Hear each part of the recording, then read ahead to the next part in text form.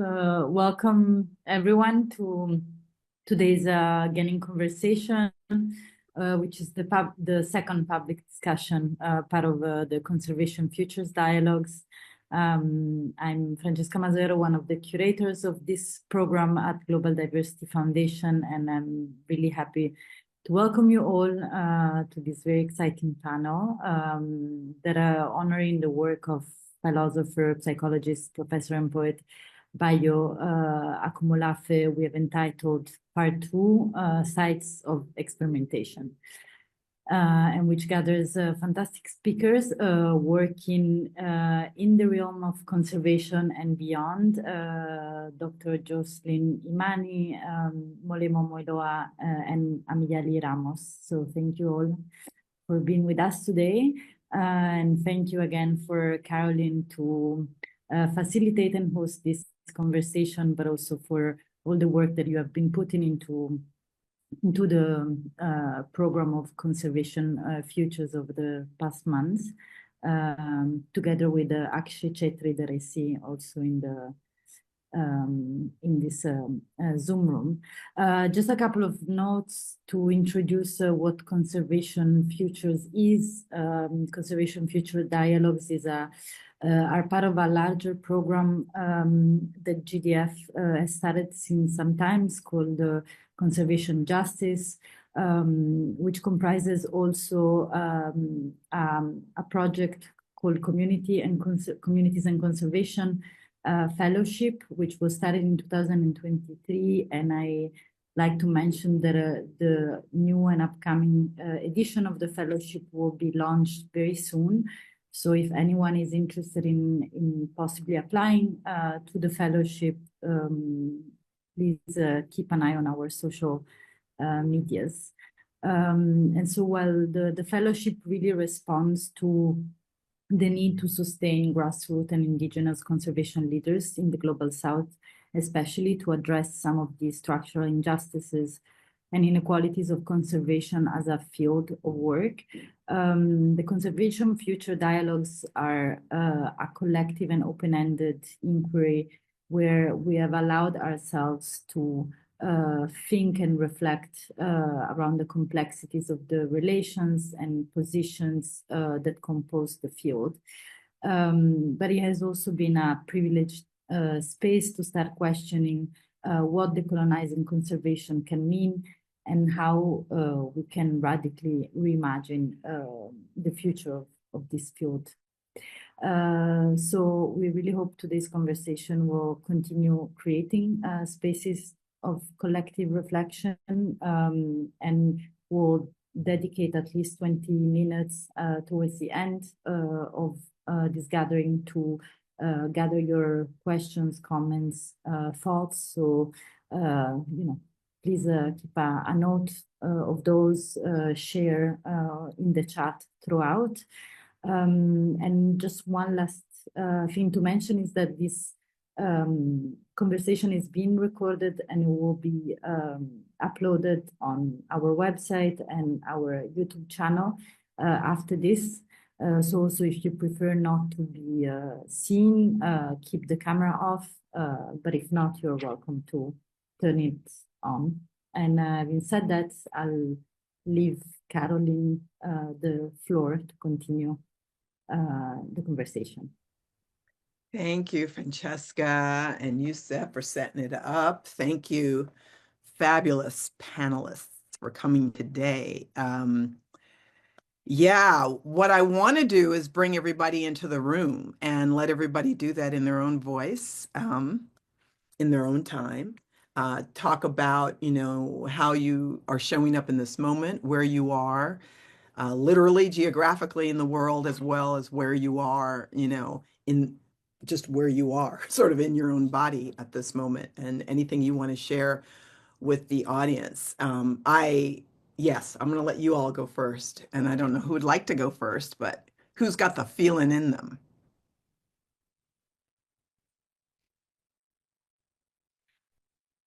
No one's got the feeling? Come on. Yes. Yes. Hi, everyone. My name is Demi Lizanne Williams, and I'm currently in a space of deep imagination. I'm allowing myself to just kind of like just show up more fully to just reimagine what it looks like for me to commit to my works. And I'm just very excited to be here. I've been following you all's dialogue for a while, and I just want to say thank you so much for creating this space. I think it's so important and it aligns deeply with the work that I feel passionate about, which is absolutely to amplify traditional knowledge holders because I do feel that um, the indigenous context carries a lot of wisdom that we can glean guidance from as we just transition into this new paradigm. And yeah, I'm very excited to be here again. Demi, thank you so much for offering that. It's funny because I realized the way I extended that invitation was for everyone in the room to bring it in. And I'm so glad that you stepped up, man, and threw in the circle. What I would like is for the speakers to actually Oh. introduce themselves. No, no, don't that because things are happening because that's the way it's supposed to happen. And I love what it is you had to say in this moment. And thank you for I don't know, having your arms open and welcoming us into your space, right, to have this Mm, conversation. yes, thank you, Sue. Yeah. So Um, I'm gonna come back. Thank you. I see Molimo. Okay. Yes. I'm taking my cue from Demi and my Yes. Demi. Hi everyone. My name is Mulimo Mwilwa and I am based in Johannesburg, South Africa. And I think resonate quite a lot with what Demi had already introduced, so some connections there. I am a researcher and run a research entity, but also practice as an artist. And under my artistic practice, much of my work is engaged with questions of restitution and what it means to restore and repair, thinking particularly from the South African context of land. And in the South African context of land, that is, of course, a long history of dispossession, a contemporary situation of trying to address that and sort of finding ourselves deeply challenged with that. And thinking about what it means to reimagine relationships to land and relationships to nature that have been severed. The South African history is of mass land separation from about 1913. And so much of the work that I do is kind of engage with what it means to reconnect and what it means to create relation. And relation very much with the natural world, but also with each other.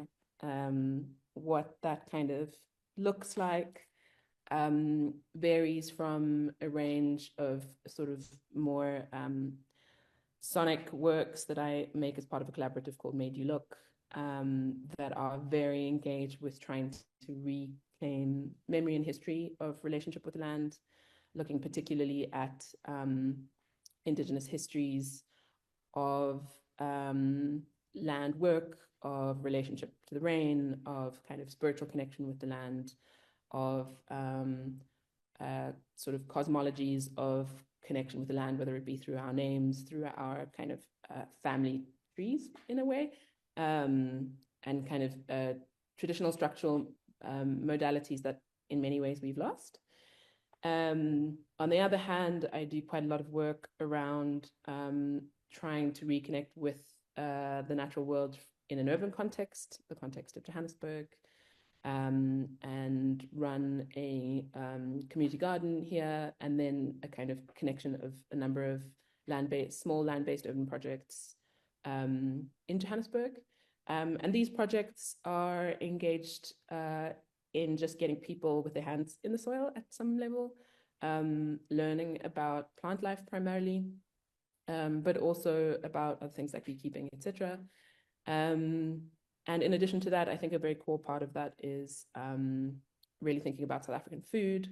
Having been separated from the land since 1913, our food systems have been completely destroyed. We're now in a position that even though sorghum comes from South Africa, We import a large majority of our sorghum from the United States, so like where it's not from. Maize, which of course is not from here, is our primary grain, mostly GMO. And so trying to sort of open up the conversation around our foods, learn about these plants, grow them, learn to cook them is very much part of the work that we do. And I think across these, this notion of relationality also being very much about bringing people together into practice, into thinking about what it means to work together, how to find ways to work together. Francesca and I have done quite a bit of work around this as well. I'm really interested in a kind of prefigurative practice of trying to be the worlds we're trying to create, to test out what that means together, to fail at it, and then to do better. And so some of us kind of growing vegetables together is really more about that even than the vegetables, though the vegetables are great. It's about testing both old, sort of very old, ancient ways of being together, that come from a kind of anti-apartheid and anti-colonial history, and then marrying those with newer, more sort of globally collected, particularly in the majority world, modalities of being. Hope that's specific enough. I'll leave my intro at that. That was great. Thank you, Molima, for that. I'll jump in. I am Dr. Jocelyn Imani. I'm based in Nashville, Tennessee. I feel like it's important to name my ancestors because I'm the granddaughter of Hosea Solomon and Esther May, of Harold and Mary Ann. I'm a storyteller, a lover, a believer, a friend, and I currently work at the Trust for Public Land. But my entry and my intrigue in land broadly kind of began way before I even knew what a TPL or public land was ever, because it's important to note with naming my ancestors, I come from Black, Southern, working folks. They work all week, worship on the weekends, and do it again. And so my folks are, our connection to public land, we weren't calling it public land. We weren't even thinking about conservation. We were recycling bags because we need to use them again, right? We're planting gardens because to keep costs down. We're going to the park to celebrate church picnics and family barbecues because of accessibility. And that entry point, I eventually ended up being a park ranger with the U.S. National Park Service, which opened my eyes to the world of public land. It transformed my relationship to my own citizenship as an American, because I didn't see myself as part of American fabric until that I had that job. And through my journey with public land, I've done other things. There's bios online. But now, all of that leading to this moment at Trust for Public Land, where I serve as the Black History and Culture Director. I'm honored to have Dr. Carolyn Finney on my advisory board in that role. And essentially, yes, so grateful for you. The Trust for Public Land's mission, broadly speaking, is connecting everyone to the outdoors. So within that big milieu of work, my job is to think specifically about connecting Black history and culture in public land spaces. So that's both projects. We've done projects like a Martin Luther King National Historical Park, or Nicodemus National Historic Site, or Nat Turner Park in New Jersey, or India Basin in San Francisco. But I'm also, in my practice, this month makes 3 years of me being at TPL. I'm also interested in pushing beyond projects and into systems level change. How do we not just think about, okay, we want more Black spaces and more Black people and representation, but my work as a park ranger, I really began to think about stewardship. And so how do we put in place systems that ensure long-term stewardship that's in the benefit of community? So that's where all of my energy goes these days, or majority of my energy goes, is um, trying to think about how do I not just change the look of the places, but change the look of who sits at the decision making tables around those places, and how also do I put in the hands of community the tools. How do I put in the mouths of community the jargon needed to ensure that they're able to advocate for themselves, for their places in their community? And I'll say a through line for my work is ensuring Black dignity and making sure that our stories are honored and protected and our communities are respected and defended at all costs. Um, and I will just put, if you're interested in this work, tpl.org/BHAC. That's where you can find it. I'll stop for there. Thank you, Dr. J. I love it. Mayali. Hola, hola, everyone. So great to be here today with you all. I'm joining from the highlands, the Mayan highlands in southern Mexico, where I grew up. And I've always grown up with this rebellious spirit in me, you know, raised by conservationists and also educators. I show up as a mom today, as a person, as an artist, as an activist, trying to find the connection between all of these worlds that we all exist in to make some positive change. I come from a place where land is not to be just lived in, but it's through autonomy and care that you exist with it in union. And so listening to Malemo and Jocelyn, I think a lot about relationship, and not just relationship with each other, but relationship with the land and those living and non-living beings around us. I love that you started by recognizing your ancestors. It's what we do here as well. And I think we all come from somewhere and we're all going somewhere, and keeping that in mind when we talk about conservation, I think is really, really interesting. I grew up thinking that there's a world where many worlds fit. It's what the Zapatistas always believe in. And so rejecting monoculture and really flourishing in diversity, and acknowledging that the way we exist with the world around us is not just, there is no right way. There are many ways. And we just have to flourish in that diversity and that understanding of conservation and of existing with the world to try and figure out how we continue to exist and move forward to it. So I come today from a place of really deep inquiry. I love speaking through, it's always such a pleasure with Carolyn and Malemo and Jocelyn and Francesca and Joseph, who have really kind of instilled this notion of let's question and let's work together, but not just stop at the questioning, but actually exist. So let's shift our inner and our outer worlds in a way that we can create a whole new world around us, not just one, but many. I'm really grappling with collapse, continuity, and care. You know, these topics to me are very, very important. And I feel like I exist in this in-between space between systems breaking down, but also visions breaking through. And so how do we exist in this really unique moment in time? My kids love Lord of the Rings, and there's, you know, Dumbledore always says that these are interesting times, you know, maybe not the ones that were chosen, but it's meant to be. I always get the quote wrong, but it's the time where we're meant to be living for a reason. And so I take that to heart a lot. I do feel like we've kind of inherited, not from our ancestors, but from the system around us, a set of inadequate frameworks. And so for me, it's always really interesting to try and hold space and bear witness to the opportunity for new knowledge breaking through in profoundly unique ways, of Indigenous and non-Indigenous peoples existing with the world around them in a respectful and autonomous way. And I think we all have a relationship with nature. It's just about recognizing it and honoring it in a profound way.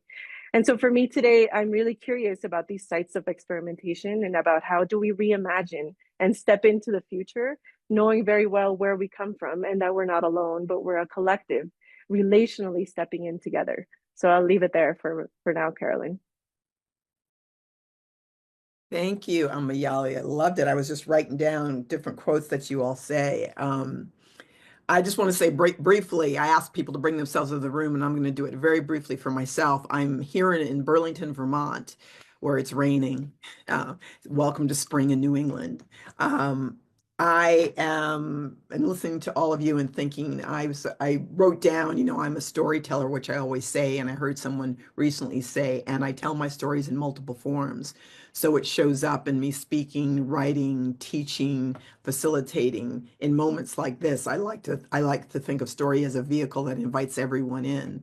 I love hearing, thinking, Jocelyn, how we bring others into the room. And someone told me that we each have a little over 4,000 ancestors. And as someone who's adopted, who now has two families, I was like, does that mean I have over 8,000? I was like, that's a lot of people to honor and remember, woo, do I have the arms for it? More importantly, do I have the heart for it and the spirit? And so part of what I'm hearing all of you say, um, as you bring yourselves into this room, to this conversation, and more importantly, to the work is, in my mind, is do we have the heart for it? And what does that look like? So some of the quotes I heard some of you just say, what does it mean to reconnect? What does it mean to get our hands in the soil, Molima, you were saying, and be the world we're trying to create? And what does that entail? What does that ask us to do at this moment? Jocelyn, our, systems level change. What does that mean? Long-term stewardship and the benefit of the community and ensuring Black dignity, particularly at a moment here in the US when our history is actually getting erased. I mean, actively, boldly, unapologetically removed, right, from common conversation. Amayali, you also mentioned relationships, ancestors, and I love that saying. I guess it's a Zapatista saying, if I understand what you were saying, there's a world where many worlds fit. And is this that world, And is it something that we have to make or remake? Bayo Kumulafe, I heard him speak. He gave a talk that's online that says, "May we live in interesting times." And one of the many things I wrote down, I had couple of pages of quotes from him. But one of the things I wrote down, he said, is that there may be something beyond our perceptual framework. There may be something beyond a perceptual framework. And I love that. I love that when I think of spirit, when I think of dreams, when I think of imagination, when I think of all the things that we can't actually touch, but it doesn't mean they don't exist. And for me, that's always where possibility exists. And so I'd love to start the conversation.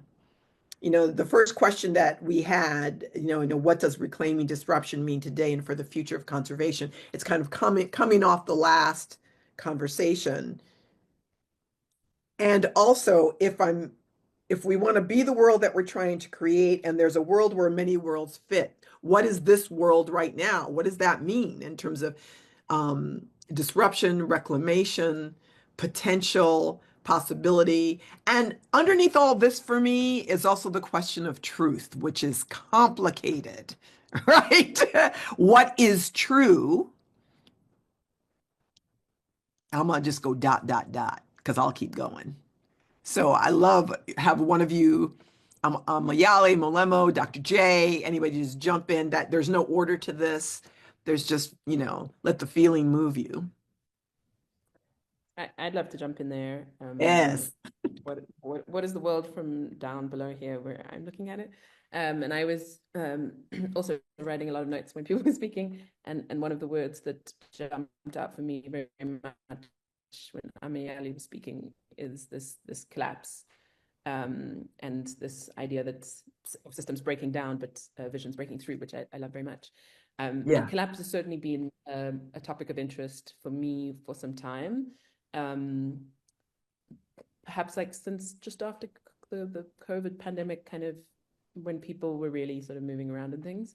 And we emerged in South Africa from a very heavy 2-3 years of really intensive lockdowns and like total destruction of a lot of the very thin fabric that was just holding itself together. Just didn't really survive that onslaught. And we, for various other reasons, facing infrastructural collapse, environmental collapse, substantial social challenges. And I've been really struck by what it means to see, understand, and accept collapse as this emergency, and then to think about what breaks through that. And I mean, I think maybe for South Africa, some of that collapse, by like 2022 was very evident. And then in the last couple of years, that's become very evident all over the world, at political levels in particular.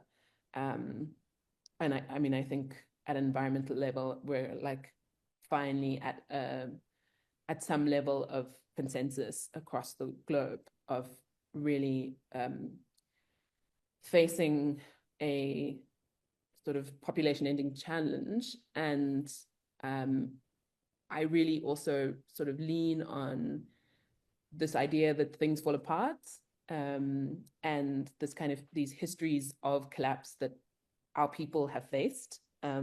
Various peoples around the world have faced collapse at various points.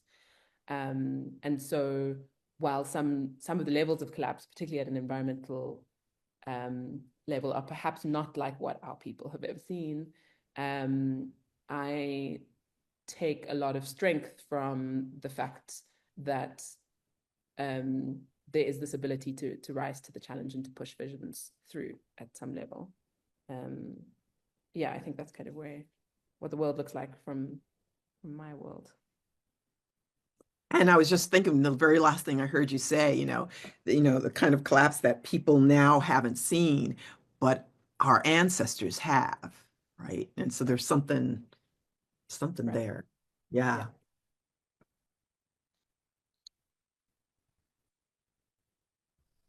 Collapse. Yeah. I'll follow after you, Amiele. No, go ahead, Jocelyn. So I'm thinking a lot about,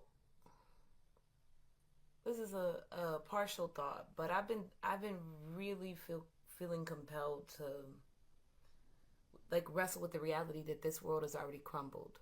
Like this empire is already gone. So then I think about, how do we build structures that remain in the rubble, right? Like when I think about like the pyramids and the Sphinx, like the Olmec heads and these ancient things that we're still returning to, this ancient wisdom that lasts. When I think about Chichen Itza or other really, those are the man-made structures. But then, I spent a season, park ranger Jocelyn, I worked in Grand Canyon. That's a canyon that was made by just some water.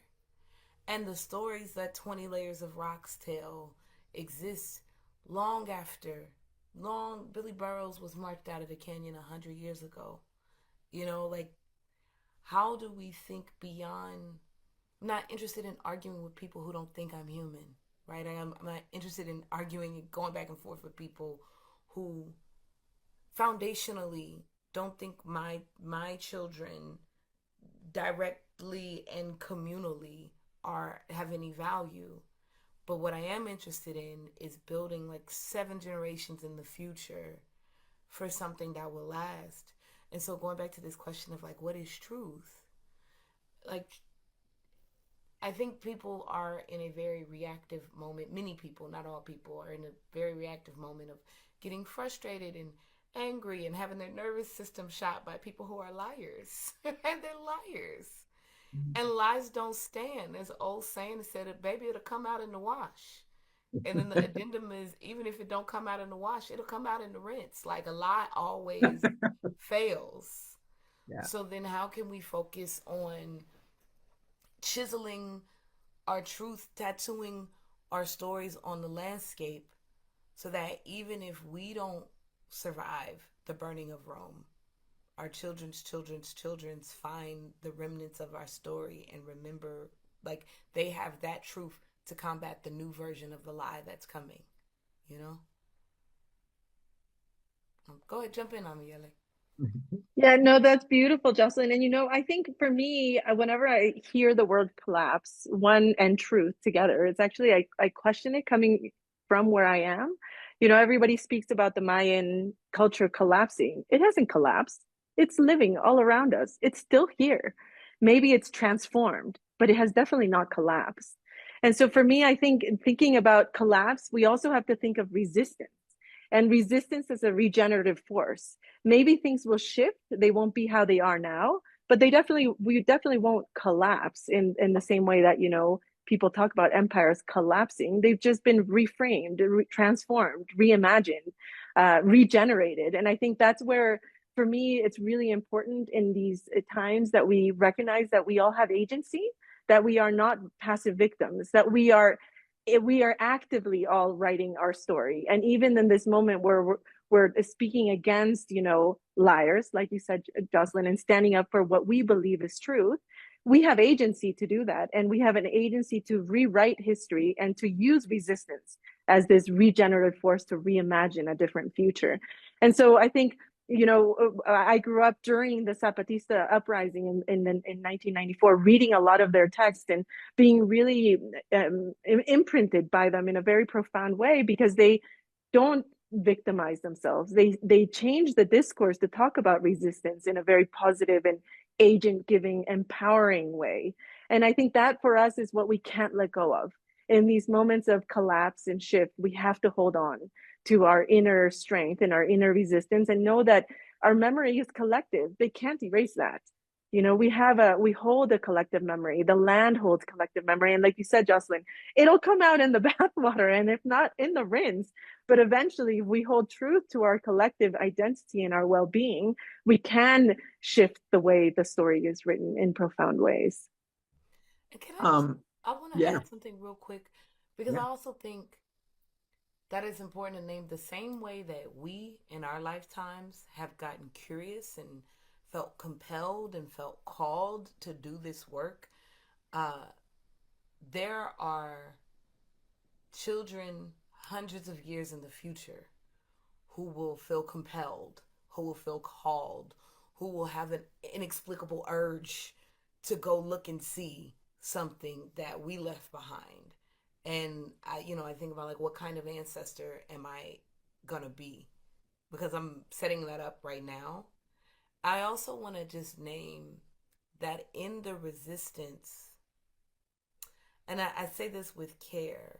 I'm noticing a lot of flat binary discourse in the United States, particularly in this current moment where it's very either or, it's very us and them. yeah. And we don't deal with the fact that, like, the people who are sometimes perpetuating harm are the first victims of harm. So the land has a healing quality available for everybody. Like, if we get out of the imaginative structures and the us and them and the tug of war, and we all go back to the land, it's possible that our terrors are the ones who are terrorists and committing acts of terror can release that. There is a fantastic animated film called Kirikou and the Sorceress. Kirikou and Kariba the Sorceress. You know what I mean? Like, spoiler, although this is very old, like, Kariba the Sorceress is so mean and evil because she's living in such great pain. And it's only when her pain is relieved that, like, beauty springs forth. So I'm not just interested in a beat down my enemies. I'm also interested in this, not a kumbaya, toothless, lay down and die type of love, but I'm interested in the type of love that is actually transmuting.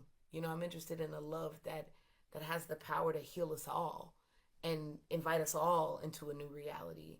So that way, even the ones who are perpetuating harm can get relieved of their pain. Yeah. It's so funny. I'd written down, it's so funny you said that. And before that, I had written transmuted. I wrote transmute, transform, shapeshift. So I want to lean into the second question, and I want to respond to what all of you are saying at the same time. I had so many things and I was thinking, how to get, um, what popped into my head is, we've heard phrases like common humanity, like what does it mean to, empathy has been disrespected here in the United States right now by some of our most powerful people who say empathy is not a good thing. And when I think of how do I understand that someone else is also in pain, it's in part because I have to be empathetic and open to that, which doesn't mean I agree with them on the choices that they make. And I still want to be able to have the ability to see them fully as human, because I also feel really strongly about this idea of connection and what the land can do and what memory is embedded in the land. So I was jumping around a little bit and I wanted to get to the collective memory question. And the question that I wrote here is the role of collective memory, right? Think about the moment, how history is being erased, and the memory carried by the land in shaping our identities and ways of belonging. I have been really attached lately to this idea of belonging. What does it mean? Because I ultimately believe for everyone in some form that is a driver in the choices that we make, even if we don't recognize that that's the driver, that somehow that drives us to make the choices we do, whether it means to belong to someone else, belong to a community, belong to a place or space and time.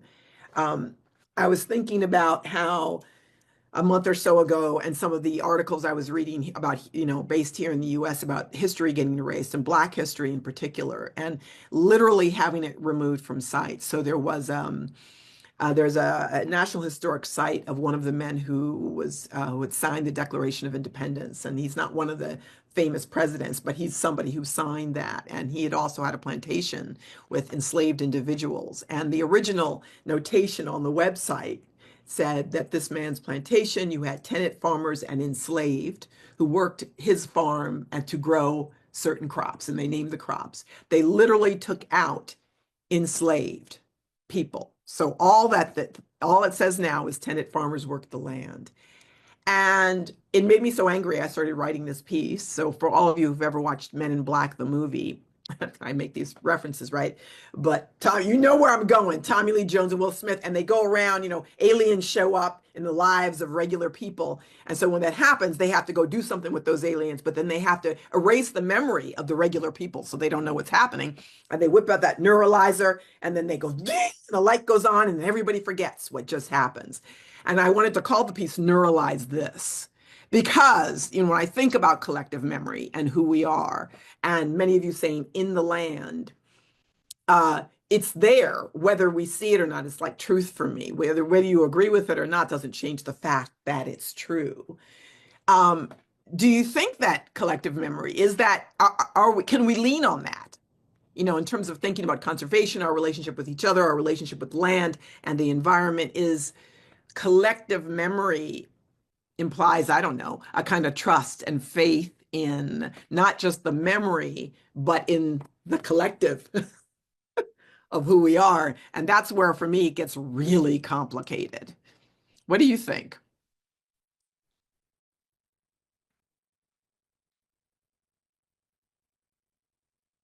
I'll just start because I want to toss something to Molemo. I think collective memory is what's going to save us in this moment because it's so, my God, there's so many people. Again, I speak from the U.S. context because that's where I live and that's where I'm from. But I try not to be a rotten American who thinks that we're the center of the universe. But I've been surrounded by so many people who are so consumed with fear, just consumed with fear. It looks like anxiety. It looks like rage. It looks like frustration. But ultimately, when you whittle it down, there's only love and fear. And I'm seeing a lot of fear.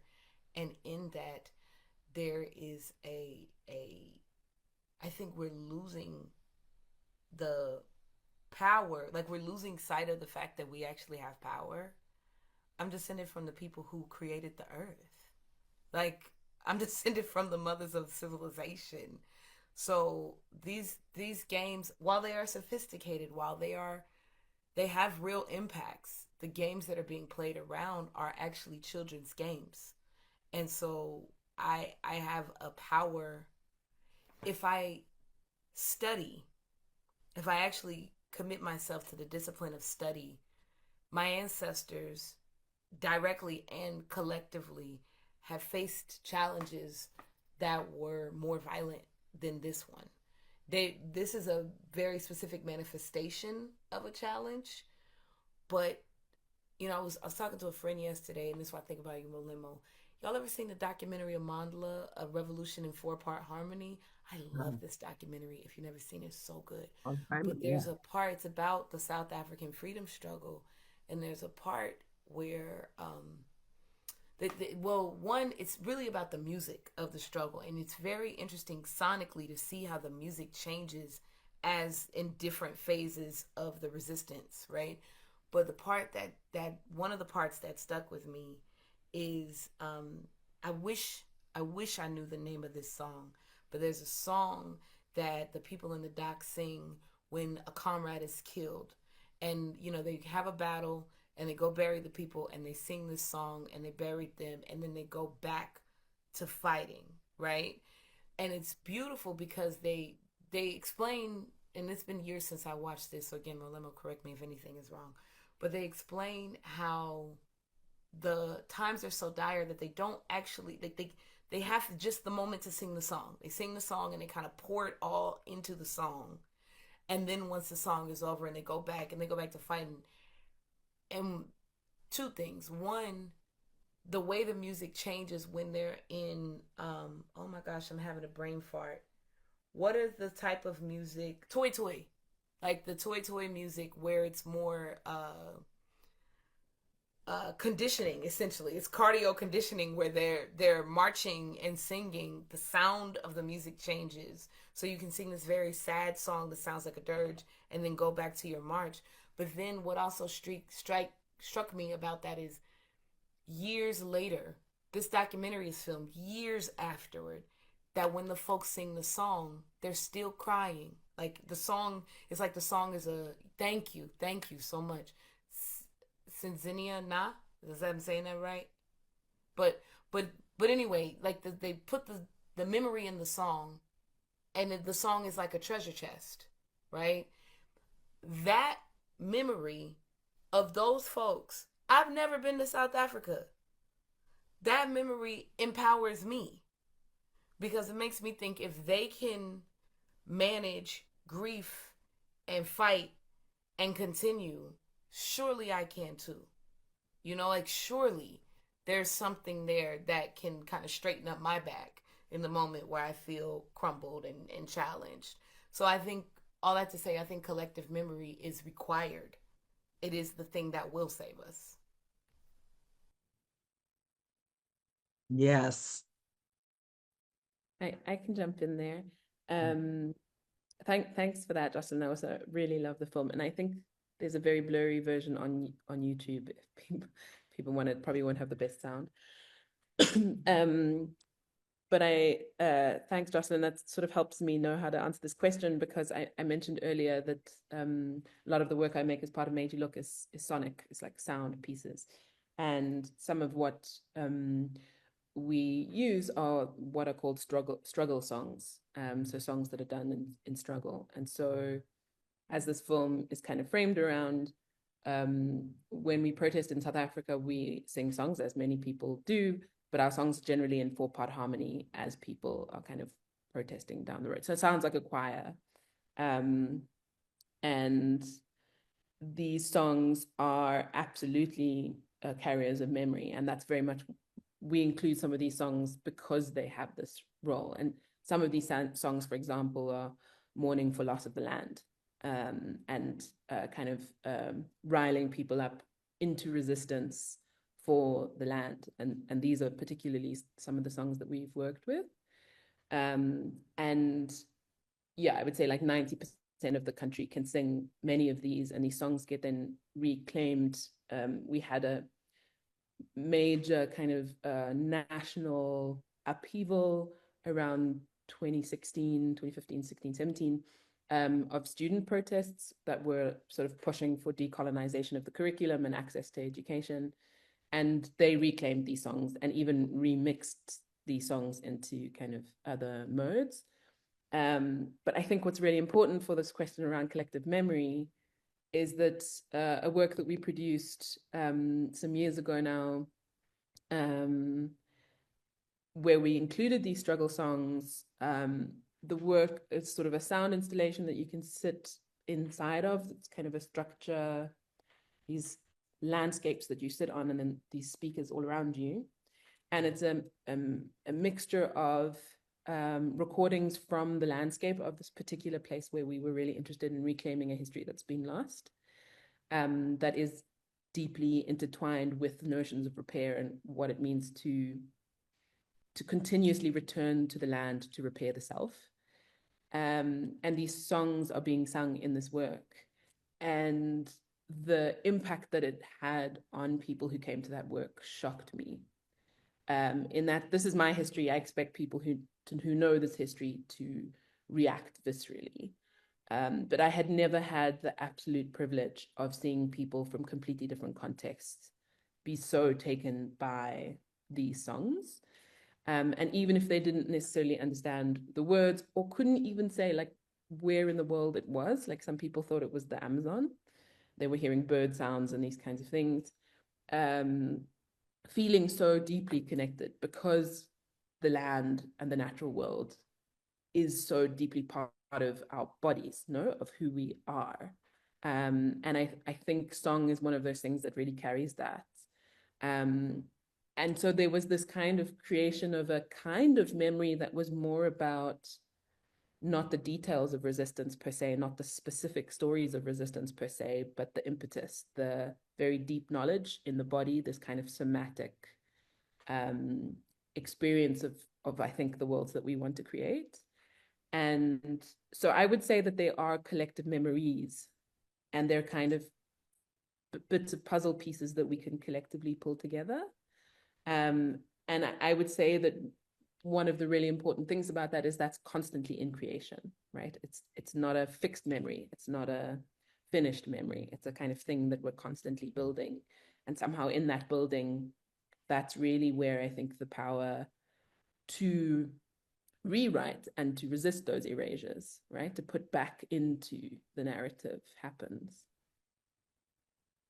Molima, I love that. And there's something I want to throw in there because I want to bring in someone else's voice, a conversation I had recently with the artist Kaylin Sullivan Two Trees, who I've known for a very long time. And she's just spent 6 months in India, and she's been doing a lot of her more recent work as an artist is sonic. So when you were saying that, but she's been involved in a conversation with people internationally about the future and this moment, not unlike the one we're having here.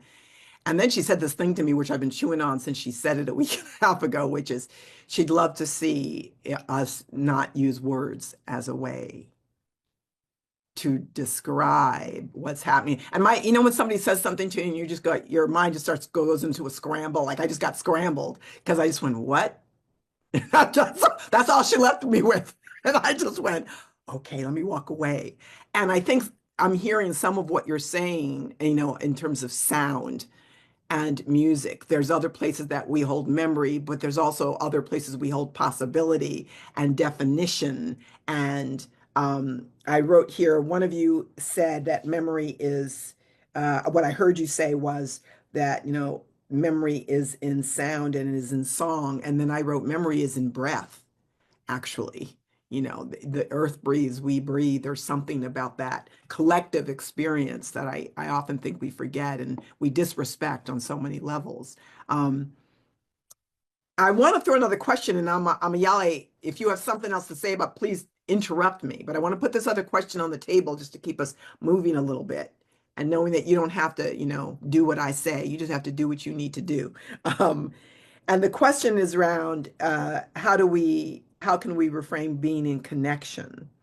How do we reimagine being in a relationship with each other? Because the other thing that is fundamentally true that I'm hearing all of you say in some form or another is, or pointing to, is that relationship we have with each other. We're talking about, what is the future of conservation? We're really talking about, I think, what is the future of humanity in relationship to this earth, which always implies to me in relationship to each other. And how do we reimagine that? Because a lot of Jocelyn, a lot of the binary responses, I'm hearing that too, this sort of flat understanding that it's us and them. That isn't new. That is just old. And you can look throughout history and probably anywhere in the world, this idea of us and them, us and them, us and them. We don't even necessarily bring in the natural world into that conversation because we have no space. We're so caught up in that binary, which is so limiting as a playground, as a place to be in relationships. So how do we reimagine ourselves in connection, or do we? Maybe we don't. How can we reframe being in connection?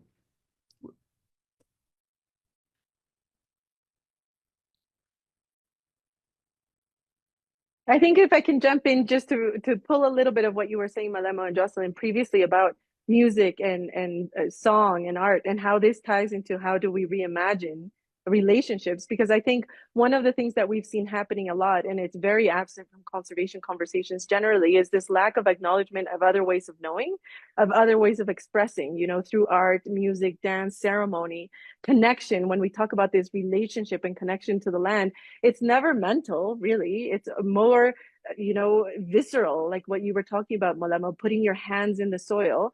And it's very ceremonious. It's very spiritual. It speaks to our bodies beyond our minds, our spiritual body, our physical body, our sense of belonging. And so I think for me, the way that we can reimagine not just the collective memory, but the collective memory with the land as well, is to rescue a lot of that collective creation, which is art, and art in its very broadest, art and culture in its very broadest sense, not just music in the way that we've been taught that there's this, pop music and just one type of expression, but in rescuing the way that we all relate to each other in our various bodies and in our various forms, and that includes the land. And so for me, I think it's really important that we spend time rekindling our relationship with old rhythms, like you were saying, in Kirikou, there are very specific rhythms, or I haven't seen the documentary you refer to, but I've written it down so I can watch it right after this. But the fact that music accompanies this part of the revolution,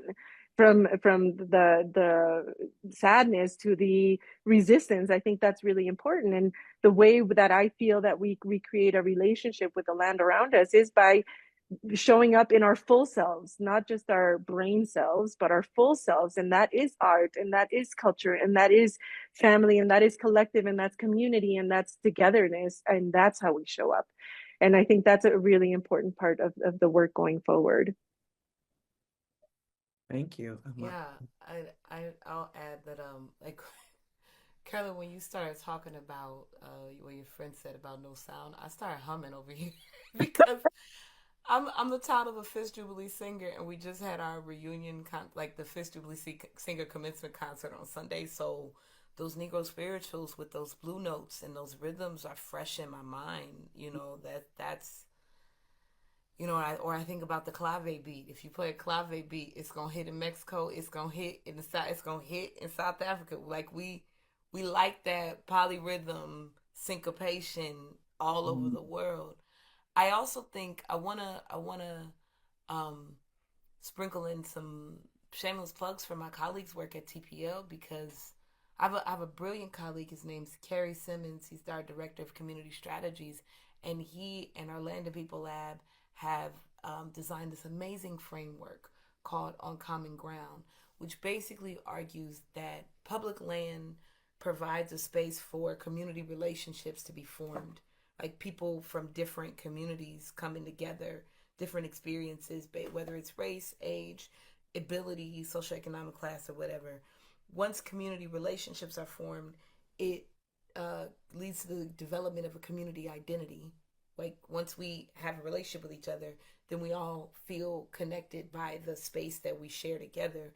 And that community identity then leads to community power. Then we see folks from different groups, different backgrounds coming together in service of the shared space, which then extends beyond. They've done some research. There's a framework. They got a paper published in the Stanford Social Innovation Journal. I'm very proud of that work that speaks to how land is the space for community. But then beyond that, my other colleagues who work, like TPL has been around for 50 years. It's worked with 9 presidential administration, 25 Congresses. We've seen year after year after year that on both sides of the aisle, people want public land. People want space to connect.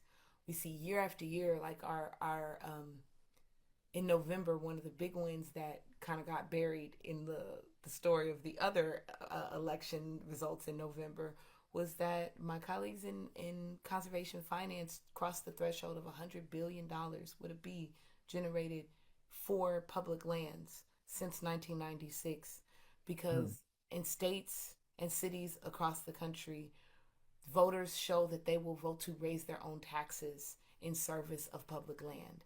We know this. It's a purple issue in this country.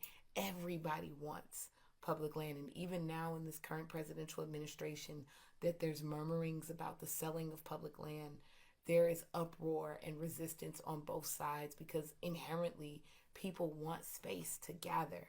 So the land has this ability to bring folks together in a way that you would not see it. And I'll just close with this anecdote.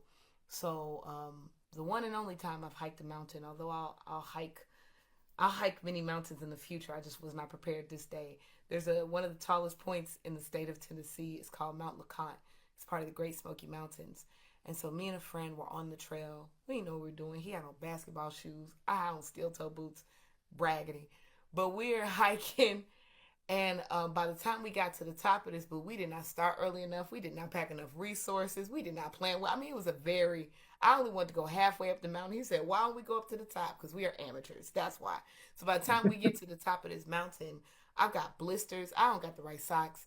I got blisters on my feet. And then we still got to hike down. His basketball shoes are talking. It was a mess. But these folks, it was 3 or 4 couples, white baby boomer couples from South Carolina they meet on this mountain. There's a resort at the top of this lodge, and this is their annual trip that they hike the mountain and hang out for a couple days and hike down. These folks on the trail, we had talked to all kinds of folks up the trail, but these folks, when they realized what a pickle we had found ourselves in and how much we did not know what we were doing, this lovely man, who I'm 1000% sure voted opposite my interest in November. This lovely man, he's like, oh no. I went up because I caught the lodge door. I was like, I gotta buy new socks. And the lady realized what it was. She said, oh no, my husband has some moleskins. And this man put moleskins on my blisters, on my feet. He didn't just give them to me. He applied them to my feet. Me and this man don't share the same gender. We don't share the same race. We don't share the same socioeconomic status or politics. But here on this land, I was just a human with blisters on my feet, and he had something to solve for them.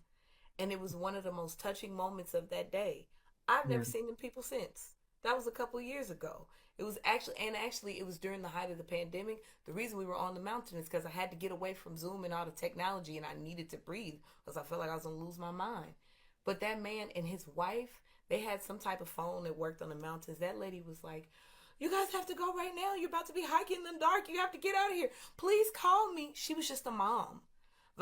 She was just a mom. She was so concerned. She was like, please let me know when you get to the bottom of the mountain. Let me know you're safe. I don't know what she would have done if I didn't let her know I was safe, but that level of care, and just for me as a human in an unknown circumstance, because the Smokies got grizzlies. I don't know what I was doing. But in this unknown circumstance, to have a mom be a mom and be like, please let me know when you make it, just that extra bit of care was a battery in my back. And I think those moments, the land offers us the opportunity to have more of those moments and work together to build our new future. Yes. So I was taking notes. Yes, I love that whole vision. A battery in my pack, the rule of care. So I want to I'm looking at the time. I want to make sure we have time for other questions, but I want to put one more thing on the table. If there's time, I would even put more, but one more thing on the table. And so this is a panel that has been convened because it's about the future of conservation, right? So conservation being the capital C word here. And I want to know, or I want us to think about, what is conservation and who has the right and who has the power to define it? Can we or should we redefine it? What does the term carry? Because it carries. It's got a lot in its pack. And should we move away from it?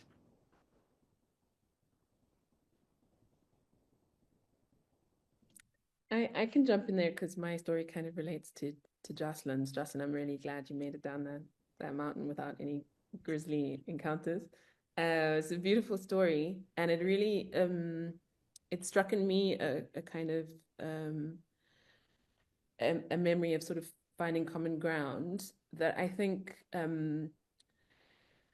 so in South Africa, conservation has the same histories that it does in most of the world of deep violence, colonialism, separation of peoples from the land, in favor of a kind of imagination of dominion over nature as opposed to stewardship, as I think you were speaking about earlier, Jocelyn. And that history still feels very present in South Africa. So many of our kind of, I mean, we have a very strong conservation history and practice in South Africa, particularly around sort of nature reserves, but also around indigenous biodiversity, etc. But the image is still very much that that's white people's things. And there is this memory I have that connects to Jocelyn's story that I'll just quickly give, which is of a film screening that and panel discussion that I hosted some years ago. And the three films were actually from Oaxaca, by some Mexican artists, sort of speaking back to the value of the arts and what art can do. This was actually possibly the first time I really saw what art can really do. And they were very short films that gave the history of land ownership, land resistance in Mexico very quickly, and then spoke to some of the kind of autonomous practices in Oaxaca, particularly around community organizing. So take the practice of working together and you know, other kind of modalities that were ordinary rural people making things work. And a number of those are indigenous practices that reflect back on South African practices. So in the language of my people, we would talk about Letsema, which is the same as Tekio, for example. But it's of course very far away, very different world to the South African world. But the films were very beautiful, very well made, very aesthetic. And at the time we screened them, South Africa was going through a major clash around land politics, which Trump has now gotten himself involved in. And this was around land restitution and a kind of push by a radical youth-driven movement that became a party to return land at all costs back to Black people. Because today, in 1913, 80% of the land was given to 11% of the population, and it pretty much remains the same, that the majority Black people, 80% of the population, don't have access to land and are squashed onto an overgrazed, sort of overpopulated, tiny spaces. And there was a lot of strife at the time, and this sort of radical youth group who were really pushing for land and were seen as kind of like wild radicals who were causing total chaos in the country. They wore red berets. And before we started the screening and then the public discussion, a crew of red berets arrived at the talk. And I thought, oh shit. They were known for like any sort of public discussion that would happen when it came to question and answer sessions. They would get up and just yell at the panelists, you know, and like really take them down. Really radical, politically radical people. And I thought, oh my God, what's going to happen? And we watch these films, really beautiful. They end, and the whole crowd has this kind of pause and silence. And then we start this panel discussion, and there's like an older woman who was dealing with land issues for Black women, which have an additional complexity because of traditional practice. There was a former political radical from the Communist Party. And one of the things that he said was that since this group, this radical group had come about, land restitution in South Africa had completely changed, where previously when groups of people were successful in making a claim to get their land back, government would offer them money instead. So they could have the land or the money. And often as really impoverished people who didn't, it's maybe even like 500 to 1,000 people, they don't necessarily even know each other or get on that well. Taking the money was easier. We'll just split the cash and go on with our lives. And he said that after this really radical group, people had started to choose the land at a much higher rate. And it was this kind of imaginary shift, because this radical party was saying, land is about our dignity, it's about who we are. This isn't just an economics issue, but it's also an economics issue. This is about honoring our ancestors. And that imagination had really shifted people to choose to take the land, even if they had been removed from it since 1913, and so multi-generationally didn't know how to manage it, how to work with it, etc., and would have to sort of reclaim those memories. And the panel discussion was really beautiful. The Red Berets stood up and asked really beautiful questions. And we had this really extraordinary conversation about what land really means beyond property, beyond product. And this was a predominantly Black group of people who wouldn't really use words like conservation, who wouldn't really be particularly concerned with some of the kind of biodiversity conversations of conservation, but who could really connect with land in a really different way. And this became possible from film, artworks. It became possible from a conversation from Oaxaca, which I think is really beautiful. But it's really about like when we change the language, you will find that conservation belongs to everyone. And people can really connect to this, but it's also an imaginary question. And sometimes we need to see the images, we need to tell the stories in order to shift and broaden those imaginaries, I think. Thank you, Malemo. Yes, I'm shifting the stories. Amayale or Jocelyn, should we redefine conservation? And if so, how do we do it? And maybe the first question is, what does the term carry? I think here in the US, I have a lot to say about what I think it carries, so I'm curious. Amayali? Yeah, no, just following up from Molemo, that's such a beautiful story, and it's one that gives me so much hope, and it's such a privilege to hear it. Thank you for sharing it. I think for the wider question of what you said about conservation, I think Molemo's answered it beautifully. It's not about protecting, or it's not about preventing destruction. It's about cultivating lifeways that are regenerative and full. And lifeways means people. And it means reimagining what we're trying to achieve. So we're not trying to prevent destruction or isolate, spaces. We have to recognize that we have to encourage ways of being and around land and with land and in conversation with land that are regenerative for everyone, not just for humans, but in non-living beings. And for me, it's quite interesting if we just look at the map of the world as it stands. There's this target of putting 30% of the planet under protection by 2030. And people have done a lot of research and looked at where these sites of protection, of conservation would be.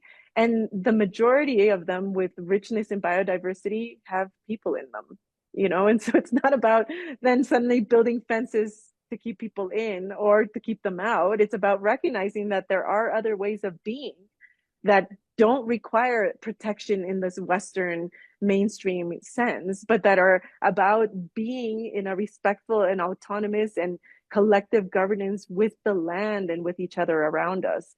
One of the conversations, just going back a little bit to what Jocelyn was saying about public lands, we've seen the privatization, whether it's through conservation or market economy or whatever, of land in so many ways, that it really brings back the conversations about communal land. What is common land? What is public land?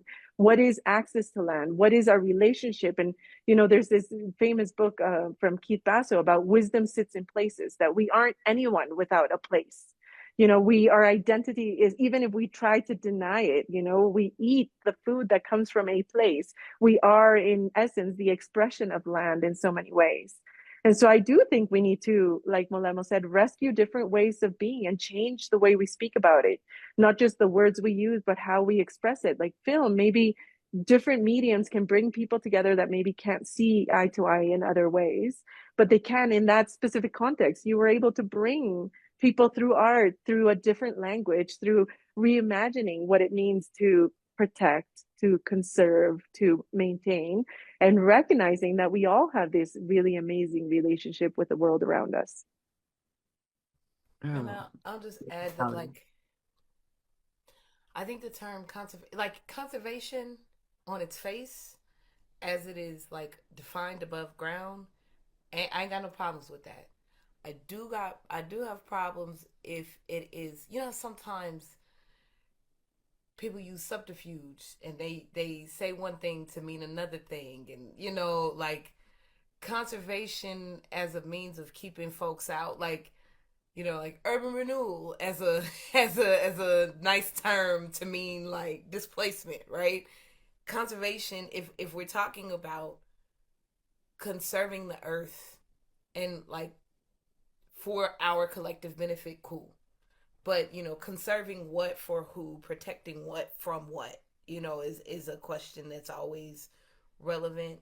And I think to make sure, like what Molemo said, in my world, in my 3 years, I'd never worked for a land conservation organization. Even my time as a park ranger, it wasn't in the natural resources side, it was in the cultural resources side.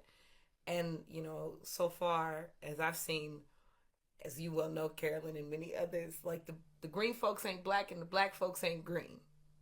So they think, right? But I think there are easy ways to bring the jargon of the green economy into black, brown, indigenous communities so that because it's just jargon. It ain't like folks aren't doing regenerative practices all the time. They are. They just don't call it what the people call it in the industries. They don't necessarily talk about carbon sequestration, but they are mindful of making sure that there's plants in the place, right? Um, so I think making sure that we honor, and then on the flip, with the green folks not being black, I think the folks in industry have to diversify our methodologies that we think are valid and effective, right? It can't just be that you got to go to Yale School of the Environment to get that degree and then do it a particular way. Although they're doing fantastic work at Yale, but that's not the only way to do it. Like we have to think about the ways in which people bring a community lens to the same results that we talk about, and make sure everybody has access to the table, make sure everybody has access to make the decisions. And that if there is something, like I think about my time early in the Park Service, one of my first jobs, I worked in the Office of Policy, and I had to do a white paper on balloon release policy, because balloon release is technically not allowed in the Park Service, and people keep releasing these balloons, and why are they doing it, and it's killing the wildlife, and all the things about balloons, right? Why they're so terrible for the environment. But if you look just a tinge deeper, why are people doing balloon release? Memory. It usually has something to do with memory. So then one of the solutions I proposed in that white paper was like, let's talk about libation ceremonies as opposed to balloon release, which is less harmful to the environment. It requires a little bit of stretching. And I think that on both sides, like our communities have to let go of the notion of like, that's white folk stuff, right? Because it's our stuff too. It's been ours. But then the folks in industry have to get okay with maybe it don't look like what you've always done, and we can work together to figure out the new solution to get to the same end result that we want, which is happy, healthier, safer communities. We want cooler surface temperatures. We want waters that are pure. We want air that's not polluted. We all want to be able to have that together. Okay, that was a perfect. Like you all hit on all the things. So I was making notes here to kind of tie it up, and so we can open it up for a few minutes. And I wanted to respond in particular, Jocelyn, just what I heard you say about conserving or preserving the environment for our collective benefit, and also not just the human benefit, right? So the question too is, part of changing what conservation is, managing resources for our use, that for me, that does not serve anymore for a variety of reasons. And also access to the table may actually mean we also have to throw out the table because the table doesn't serve. And how do we build our capacity and willingness to do just that if that's what's called for? And finally, I want to say, and we're not going to get to it as a question, but it may pop up if somebody that's listening wants to put this in their question, or one of you may want to point to it is asking what role can different forms of spirituality, when you're talking about libations, in part, what I'm hearing is not only about the practice of remembering, there's also a spiritual component. There's an honoring of people and other living beings, past and present, in this moment, and maybe yet to come, which is also, Jocelyn, what I heard, how you started this whole thing is thinking about what I heard, who's in the future, and what does that mean for us here now, in terms of practice and how we show up in our lives in good relationship and right relationship with each other in this place. Wusa, is there time for a few questions, a question or two from a few folks? Anybody? Any question is a good question. Don't be shy. You're thinking I'm going to be shy? No, I wasn't. I just thought I'd say it anyway. Look, I just wanted to express gratitude because I've been listening attentively, and just been a beautiful session. I think, Carolyn, you just said it. You hit on all the elements. You've been mentioning them, and I've been hearing them: healing, connection, collective memory, communication that's non-verbal and visual, really powerful, relationship with land. That, Molemo, I love the way you started with that, because most of the days have my hands in the soil in one way or another too, and that's like a really important part of my life and many of our lives. Common ground, how do we find this common ground? And I thought the stories of common ground are really beautiful. That's going to be where we get to when we get through healing. Carolyn, you started again on like, how do we tie this all together? And there won't be time today, but I just think we have so many beautiful strands that woven together and kind of define what regenerative practice could look like. So my question is going to be really one which is perhaps not to be answered today, but to be thought into the future. And I'd love to be able to continue this conversation in some way through Conservation Futures. And that is, how do we bring all these together and weave them together for regenerative practice? And maybe we can just put conservation off to the side as a term. It's got so much baggage. I really love the idea of regenerative practice because so much of what we want to conserve is already damaged in one way or another. Or maybe we don't want to use the term damage, but it's transitioned, it's modified, it's transformed. And so it may not be about conserving, but regenerating and then creating that as a process that can be bringing people together rather than dividing people. So kind of a rhetorical question, clothed in a comment, which I always find annoying when people do that. But I just did it. But that is, I would really love if we can find a way to continue the conversation and the weaving together. I think that's what Carolyn has mentioned. How do we weave together?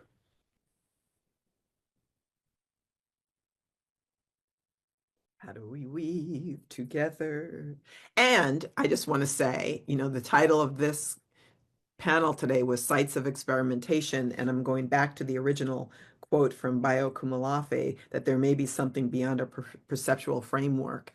And I think we've been playing in that place, the thing we can't quite see, but doesn't mean we can't sort of feel our way into it. And, other words like decentering, everything from where the knowledge comes from, who gets to speak to it, what it even looks like. Maybe there are no words, which is also what I'm hearing too, that there isn't I don't know, it's circular more than linear. It's not flat. It's layered like sediment in a tree. It's like, or sediment in the ground, in the rock, and rings in the trees. And yes, let's use that natural environment out there to kind of inform the way we think, not just in a way that sounds pretty in a poem, but actually becomes part of the practice, which it sounds like many of you already do here and sort of show up in that way.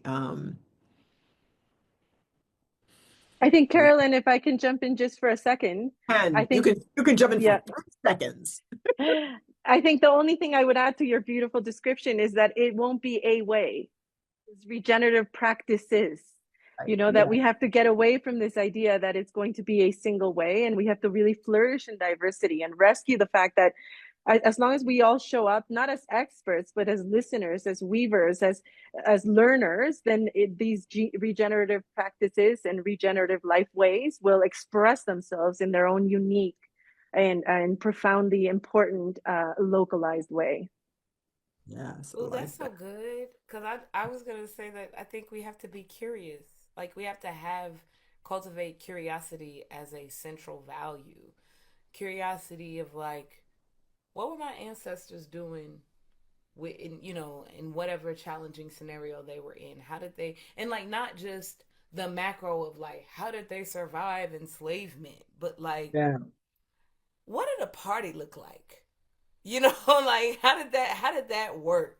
What does y'all ever seen Eat Pray Love? In Eat Pray Love, whether you read the book or seen the film, she talks about going to the camp of people who fled war, and the number one thing that kept coming up when she was talking to people was relationship issues. They were talking about, do he like me? Do he not like me? Am I in love?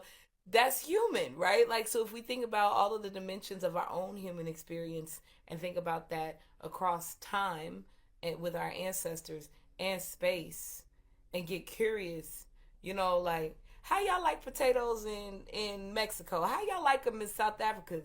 Or for those who are not vegetarian, I have a friend who always says, my brother Demarius always says, the chicken is an unfortunate animal because everybody likes chicken. Everybody, bless the chicken. Everybody likes chicken. So what y'all put on y'all chicken in Mexico versus what y'all do in South Africa versus what y'all do, that level of curiosity is how we weave, because it's not how do you want to approach the NATO peace talks that's going to bond us to each other. That's complicated, and it's more than most of us can bear. It's going to be what you put on your season. Do you brine the chicken first? You brine it first? How y'all do it? And those tiny moments of connection are what's going to weave us together in the macro. And also give us some really good dishes. For sure. For sure. Well, Emma, did you want to say something here before did you want to throw something in? No pressure. I don't think so. I think it's been amazing generative conversation and a lot of strands to keep running down. Yeah, I love that all of you're just so impressive to me, expressive to all of us, innovative. And, not to sound corny, but lately I've just been so, emotional about there's so much love that's present, right? And I mean love, not in the light cotton candy way, but in the full, rich, deep, sometimes hard, but I'm gonna say it anyway because I feel this way, that kind. And it's so evident. And, I started off this call just feeling kind of rough. And the roughness hasn't all disappeared. Now, if I could keep you all and have you all here on a regular basis, maybe, that's what would work for me. But what I appreciate is what you shared, your stories, your presence, the work you do, who you are, and the love you bring. And that's what I have faith in, actually, is that. And so, yeah. Yeah, my beautiful people.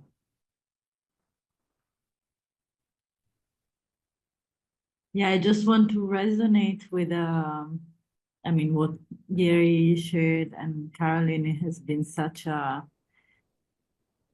regenerative conversation and mind blowing too. Has been fantastic to hear you guys. So Thank you so much. It's been great. And well, at the very least, we'll try to keep the program going and find ways to keep, exchanging about this and maybe weave more connections together as much as possible.